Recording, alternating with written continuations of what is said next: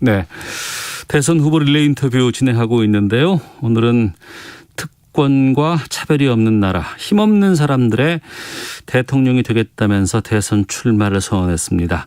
더불어민주당 김두관 의원을 만나보겠습니다. 안녕하십니까? 예, 반갑습니다. 김두관 후보입니다. 네. 이장부터 시작하셨고 장관, 도지사도 지내셨고 이번엔 대통령 도전을 하셨습니다. 대통령 돼야겠다고 마음먹은 계기부터 좀 여쭙겠습니다. 좀 오래 전에 결심한 건데요. 네.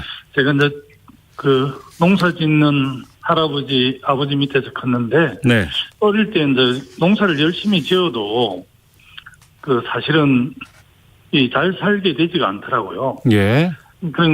그래서 어렴풋이 이 구조가 뭐 때문에 그렇지 이렇게 생각을 했는데 제가 이제 26년 전에 최연소 군수를 했지 않습니까? 예.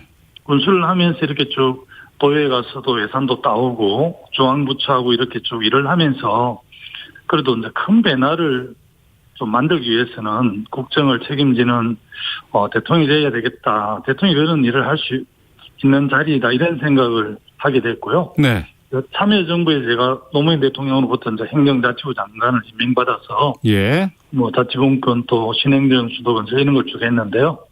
그 이후에 또 경남도지사를 제가 했지 않습니까? 그러면서 이제 좀 구체적으로 도전해봐야 되겠다 이런 마음을 먹게 됐죠. 네.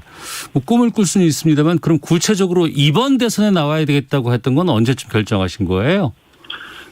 제가 20대 국회는 이제 지역구를 김포에 두고 있었고요. 예. 지금은 제가 경남 양산으로 당호 요청해서 옮겼는데요. 네. 20대 국회 하반기쯤에 제가 대한민국 상황들을 이렇게 쭉 지켜봤을 때 수도권에 워낙 수도권 중심으로 대한민국이 운영이 되잖아요. 네. 이렇게 되다 보니까 여기서 생기는 부동산, 교육, 환경, 교통 이런 문제들이 너무나 일극 중심으로 돼서 이 문제를 극복하지 않고는 서울의 미래도 대한민국 미래도 없겠다. 그리고 이 자치분권과 균형 발전, 또 불평등 해소와 양극화 극복 이런 게 가장 그래도 제가 잘할 수 있겠다 이런 판단이 들어서 한 1년 좀 전부터 본격적으로 좀 준비를 해왔습니다. 그러셨군요. 국회에서 출마 선언식을 하셨고 엘리트 중심의 독점적인 중앙 정치를 끝내겠다 이렇게 발표하셨는데 그럼 방금 말씀하신 그 부분이 여기와 맥을 같이 하고 있네요. 그렇습니다. 지금까지 대한민국은 엘리트 중심이고 또 어떻게 보면 중앙에서 다 이렇게 탑다운으로 지도자들이 그렇게 내려온 셈인데요. 네. 이제는 좀 아래에서부터 훈련되고 풀뿌리해서 좀 성장된 사람들이 좀 이렇게 정치를 맡는 아마 시대의 전환을 좀 해야 되는 그런 과정에 있지 않는가. 그런 때 그리고 가장 적임자가 아닌가 감히 그렇게 생각을 하고 있었습니다. 네.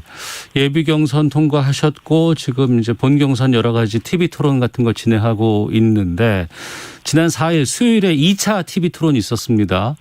예. 1차, 2차 해보니까 좀 분위기는 어떻게 좀 바뀌고 있습니까?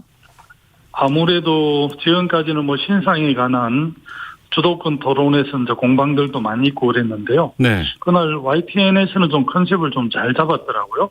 본인의 주요 정치 계획에 대한 입장을 한 1분 30초 설명하고 다른 후보들하고 질의응답하는 방식으로 진행이 돼서 네. 여러 후보들이 정치 계획에 대해서 개헌 이야기도 나오고 국민 소환제 이야기도 나오고 저는 또 5개 메가시티 2개 특별자치도 이야기도 하고 네. 정당 명부식 비례대표제를 도입을 해서 사실은 지금까지 비례대표는 정당의 순위를 정하고 그냥 국회의원이 되는데 네. 정당의 후보들의 순위를 국민들이 직접 선택할 수 있던 그런 방식도 제안을 하고 있는데요. 네. 어쨌든 굉장히 좀 생산적인 토론회가 2차 때부터 좀 이루어진 것 같습니다.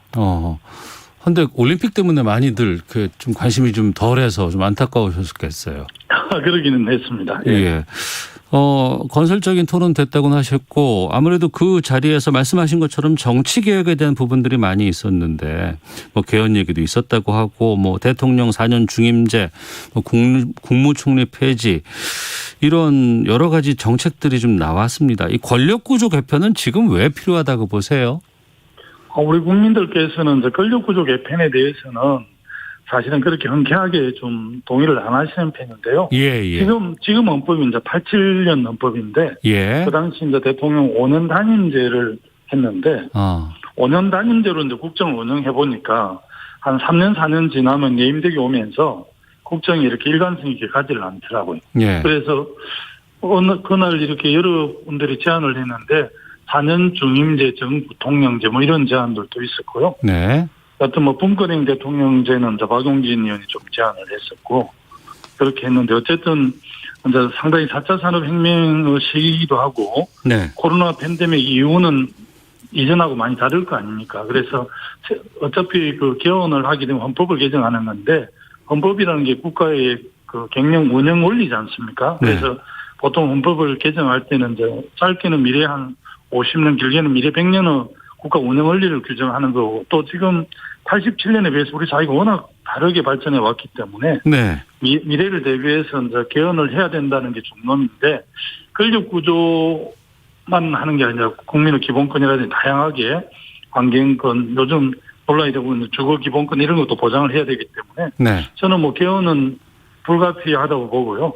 하여튼 뭐 지금 국정을 보고 계시는 이제 문재인 대통령께서 지난번에 그 개헌을 한번 제안을 했는데 그랬죠. 국회에서 부결이 됐습니다. 예. 근데 아마 이제 예를 들면 차기 국정을 맡는 대통령하고 2024년 총선 사이에 보통 대통령 취임 초기에 개헌을 해야만이 가능합니다. 그리고 지금 5년으로 돼 있는데 4년 중임이 하려면 1년 정도 자기 임기를 줄이면 결단을 해야만이 가능한데 그날 정세균 후보께서는 네. 대통령이 되시면 1년 줄여서라도 4년 중임제를 하겠다 이렇게 말씀하시더라고요. 그 자리에서 뭐 여러 가지 정치개혁 관련된 공약 가운데 국회의원들의 면책 특권 제한하고 국민 소환제 도입하겠다 이런 이제 입장도 나왔었습니다. 이거는 많은 국민들이 찬성할 것 같은데 김두관 후보께서는 반대하신다고 표현하셨습니까? 제가 그날 국회의원 국민 소환제에 대해서 반대를 했는데요. 예. 지금 이제 그 지방자치단체장하고 지방의회의원들은 주민 소환제가 있거든요. 예, 예. 국회의원 소환제는 이제 전 세계 어떤 나라도 하지 않고 있고요. 사실은 이제 4년에 한 번씩 가혹한 그 탄핵이라고 하는 선거들이 있지 않습니까? 그리고 이제 국회의원들은 집행권이 없거든요. 예. 표결권만 있지 않습니까? 그래서 어떤 특정 법안에 대해서 찬성했다 반대했다 지금 그 국민차별금지법 같은 경우는 굉장히 논란이 되고 있는데 네. 차별금지법을 찬성하는 사람은 반대하는 국회의원에 대해서 또 소환을 할 수도 있고 역으로 이렇게 하기 때문에 네. 아마 국회가 거의 마비가 될 겁니다. 그래서 저는 국회의원 소환제는 어떤 나라도 하지 않고 있고 이게 우선 국민들한테 국회의원들 절반 줄인다 아니면 지방의회 없앤다 하면 국민들이 엄청 환호를 할 겁니다. 그게 사실 국회의원들이나 정치인들이 표를 의식하고 네. 그렇게 해서 하는 건데 그거 옳지 않거든요. 민주주의가 대의제인데 그래서 저는 국회의원 국민 소환제를 반대하면 국회의원들만 특권을 누리지 않냐 이렇게 오해를 하는데 그거는 정말 저는 포퓰리즘이라고 생각합니다. 그래서 국회의원들이 입법 활동을 잘하게끔 하고 또 잘 못하면 4년 후에 딱 이렇게 뭐 선거를 거의 탄핵이라고 생각하는 분들 한자들도 있으니까요. 예, 예. 그래서 또 떨어뜨리는 거죠. 그래서 굳이 중간에 뭐 출석률을 따져가지고 탄핵 소환을 할 겁니까? 입법 내용을 가지고 소환할 겁니까? 이게 실질적으로는 전혀 말은 그럴듯한데 네. 실질적으로는 전혀 가능하지 않는 신기루 같은 정책인데 저는 뭐 국정을 책임질 대통령 후보들이 국회의원 국민 소환제를 낸다는 것 자체에 저는 참 동의하기 어렵습니다. 그렇군요. 알겠습니다. 민주당이 아무래도 대선 이제 여러 가지 시작을 먼저 하게 되고 한 2달 뒤에 이제 국민의힘이 따라오게 되는데 처음에 출발할 때만 해도 민주당이 너무 좀 별로 관심이 좀 떨어진다라는 얘기 있었는데 지금 보면은 뭐 1, 2위를 다투는 이재명, 이낙연 두 후보 간의 이런 경쟁 이것 때문에 관심들은 많이 높아진다고는 합니다. 예. 그런데 막상 보니까 너무 좀 네거티브 공방이 좀 거세고 서로 간에 막 비난만 하고 있는 게 좀 보기 안 좋다 이런 의견들도 좀 꽤 나오고 있는데 어떻게 보고 계세요 이거는요? 방송의 여론조사를 보니까 그 비호감도 많이 높아지더라고요. 예. 그런 거 보니까 아마 그 대선 1, 2위 달리는 후보들요. 그 검증 과정을 이제 어떤 각도에서 보면 이게 네거티브잖아요. 예, 예. 그래서 아마 그런 입장 때문에 최근에 이제 비호감들이 좀 높아지고 또 제가 봐도 조금 선을 넘는 측면들이 있는 것 같아서 네. 당 선관위나 지도부가 충분히 좀 자제를 요청하는 게 바람직하겠다. 네. 정책이나 비전을 놓고 치열하게 토론하고 검증하는 건 맞는데 네. 개인 신상이 가능하면 좀 뛰어넘었으면 좋겠다는 입장이고요. 최근에 이제 그 예비 경선을 하면서 많이 걸러졌는데 예. 뭐 최근 2차 토론까지 일부 있었지만 앞으로 한 5차례 정도 토론이 남아 있는데 네. 아무래도 이제 정책과 비전으로 경쟁하게 될 것 같습니다. 원팀 협약하셨잖아요. 예. 그건 잘 될 것 같으세요? 그때 원팀 협약을 오전에 하고 이제 오후에 1차 본선 토론을 했는데 예. 많은 신문 방송에서 원팀 협약하고 반나절도 지나지 않아서 파기했다 이렇게 혹독한 비판을 했는데 예. 언론에서는 그렇게 비판하셨지만 제가 볼 때는 이제 그 정도는 아니었고 그 아무래도 이제 대선 후보를 뽑는 과정인 만큼 네. 공방이 있을 수밖에 없는데 그 점을 좀 제가 볼 때는 언론에서 좀 학대 보도한 게 아닌가 그런 생각이 좀 들었습니다. 예. 언론의 관심들이 1, 2위에 지금 집중해 있다 보니까 김두관 후보께서도 많이 공약도 좀 알려야 되고 또 지지율도 좀 높이기 위해서 다양한 활동들도 하실 것 같고 하시고 있는 것 같은데 잘 안 오르는 것 같습니다. 예, 그렇습니다. 사실은 그 주요 후보가 안 되면 아무래도 언론은 조명을 많이 안 해주고요. 예. 제가 뭐 제안한 그 1가구 1주택 국가 책임제 또 기본자산제 이런 좋은 정책들이 꽤 많이 있는데 어제 방송에서 젊은 여성들한테 물었는데 가장 그 선호도가 높은 정책이 제 기본자산제였는데 네. 사실은 뭐 지금 제가 지지율이 낮은 후보라서 네. 그렇게 주목을 못 받고 있어서 좀 아쉽습니다. 그러면 바로 좀 여쭐게요. 그 많은 젊은 분들이 좋아한다는 그 대표 공약이라고 하는 기본자산제. 예. 이건 어떤 겁니까? 우리 아이들이 1년에 한 30만 정도 태어나는데요. 네. 태어나는 신생 아이들에게 이제 국가에 3천만 원 신탁을 하고 그 3천만 원을 국민연금이라든지 국가 자산운용사에서 운용을 해서 이 아이가 만 19세 청년이 될 때 6천만 원을 주는 거거든요. 네. 그래서 대학 등록금 할 수도 있고 사회 진출하는 데 쓸 수도 있고 또 뭐 고등학교 한 3학년 때 친구들끼리 의기투합해서 네. 좀 작은 창업을 할 수도 있고요. 어쨌든 청년들이 이제 사회에 진출할 때 공정하게 출발할 수 있도록 해주는 것이기도 하고요. 예. 또 우리가 자산 불평등 때문에 굉장히 이 소득 불평등과 자산 격차 때문에 대한민국 불평등 세계에서 1위거든요. 네. 이 부분을 극복할 수 있는 대안이기 때문에 그리고 또 자녀들이 20살쯤 되면 이제 부모들이 굉장히 부담이 되잖아요. 자녀를 뒷받침해야 되기 때문에. 그래서 부모들이 자녀에 대한 부담으로부터도 해소될 수 있고 또 저출산 문제도 상당히 영향을 미칠 수 있어서 학자들은 굉장히 관심이 많은데 알다시피 기본자산제가 이제 이재명 지사의 기본 시리즈에 붙어 있는 것처럼 돼서 제가 손해를 보고 있습니다. 기본소득과는 그러니까 차이가 있는 거네요, 이건? 예, 기본소득은 월 8만 원씩 뭐 계속해서 이렇게 주는 거고요. 네. 저희들은 이제 목돈 6천만 원을 이시면 청년대 주는 거라서 또 많이 다른데 앞에 기본자가 붙어 있어서 비슷하게 해석하는 분들이 많이 있으십니다. 네. 현 정부 정책 가운데 이제 부동산 정책이 혹독한 비판을 많이 받고 있습니다. 지금도 좀 잘 잡히지 않는다라는 지적도 많이 있는데 부동산 관련해서는 어떤 계획 갖고 계십니까? 저는 뭐 주거권을 이제 개헌을 하면 기본권으로 보장을 해야 되고요. 예. 1가구 1주택을 기조로 해서 주택 정책을 저는 정비할 계획입니다. 그리고 지금 그 다주택 임대 그 사업자들의 좀 특혜를 주고 있는데, 네네. 뭐 강력하게 그 특혜를 폐지하자고 주장하는 쪽인데, 당에서 우리가 초창기에 그 청년이라든지 무주택자들 또 신혼부부들에게 주거를 확보해줘야 되니까 우리가 이제 건강한 측면들이 있거든요. 예. 우리 정책대로는 사실 효과가 그대로 다르게 나타나서 우리가 걱정을 많이 하는데 이 다주택자들에 대해서 누진세를 좀 적용을 해야 되고요.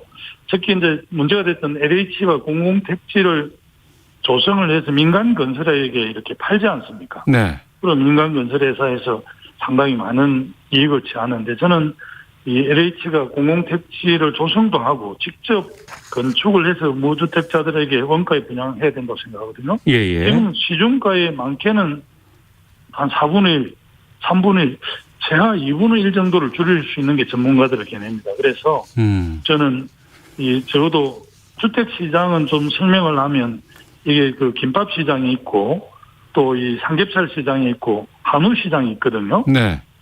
김밥 시장은 우리가 지옥고로 하는 반제, 옥탑방 이런 고시원 이런 데 있지 않습니까? 이런 쪽은 국가가 재정이나 금융을 총동원해서 정말 새로 그렇게 자기 방에서 샤워는 할 수 있을 정도로 이렇게 만들어줘야 되고요. 예. 저 삼겹살 시장이라고 하는 이 청년들 중산층 정도 되는 사람이 자기 집을 가질 수 있도록 그거는 금융이 많이 지원을 해야 되고. 네. 한우 시장은 그야말로 강남의 그 고급 뭐 오피스텔이나 대규모 이런 좋은 집들 있잖아요. 네. 그런 쪽은 정부가 개입을 할 필요가 없거든요. 그냥 그 부분은 이익이 생기는 만큼 세금으로 정리하면 되는데 네. 이걸 뭐 김밥 시장, 삼겹살 시장, 한우 시장을 버물러서 정책을 하니까 정책이 효과가 없죠. 제가 볼 때는. 그렇군요. 그리고 이제 뭐 지방 분권에 대해서 강조도 많이 해주셨고 또 지사직도 지내셨고 했기 때문에 좀 여쭤보도록 하겠습니다.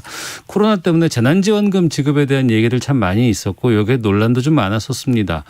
지금 정부는 88% 소득 하위 분들에게 지급하기로 했는데 이재명 지사가 경기도는 100% 하겠다 이렇게 밝혀서 논란이 되고 있거든요.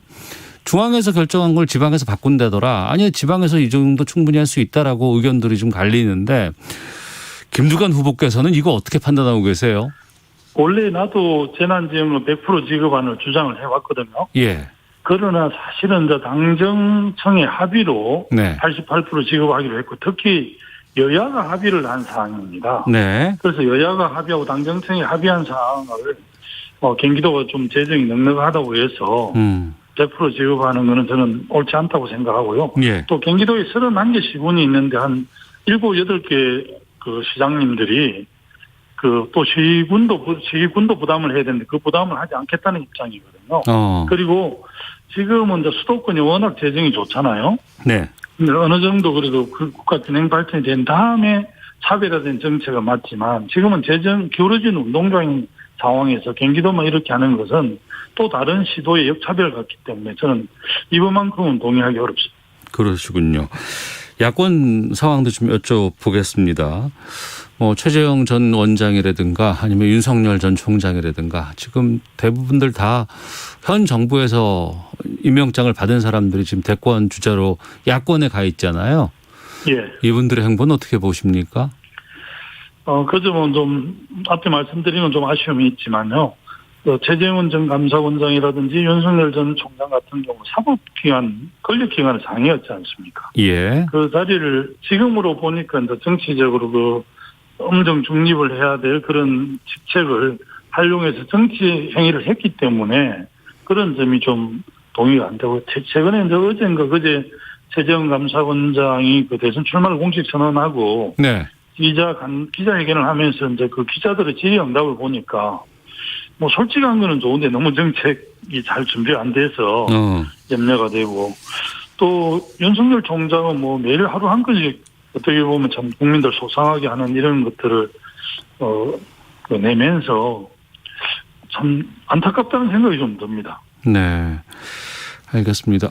시간이 다 돼서 뭐 더 여쭤볼 게 많은데 좀 맞춰야 될 것 같고요. 끝으로 청취자 여러분들께 김두관이 대통령이 돼야 하는 이유 간단히 말씀해 주신다면요. 네, 대한민국은 서울공화국인데요. 이 서울공화국을 좀 더 해체를 하고 5개의 지방공화국 연방체제로 가지 않으면 대한민국 미래가 없다고 생각하고요. 저는 균형 발전과 지방 분권, 불평등 타파를 가장 잘할 수 있는 후보이기 때문에 지켜봐 주시고 응원해 주십시오. 제가 강력하게 국가 균형 발전을 이루어내겠습니다. 예, 알겠습니다. 여기까지 하겠습니다. 다음에 또 모시겠습니다. 고맙습니다. 예, 감사합니다. 네, 지금까지 더불어민주당 대선 예비 후보 김두관 의원과 함께했습니다. 자, 이 시각 교통 상황 살펴보고 돌아오도록 하겠습니다. 교통정보센터의 임초희 리포터입니다.